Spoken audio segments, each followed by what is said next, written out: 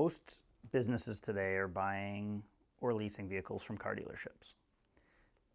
That process is wrought with frustration oftentimes because the personnel are changing constantly, and you develop a relationship with somebody and it fades over time. The difficulty is they often try to sell you what they have, not what you want. And the real key piece is they're not your advocate. You have to defend yourself. You have to go be your own advocate in terms of price, in terms of what you want, and in terms of managing your own fleet. There's no assistance whatsoever. It's a transactional relationship.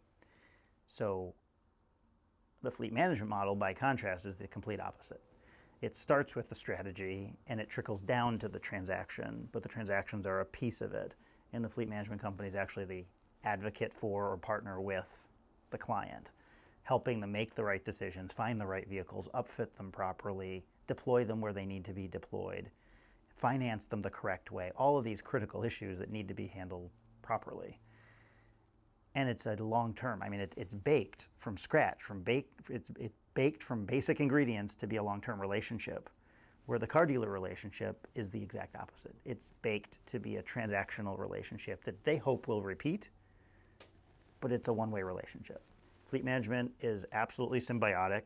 We survive by long-term clients in the fleet management industry. Clients survive by getting good advice that's sustainable, helps them, reduces their costs.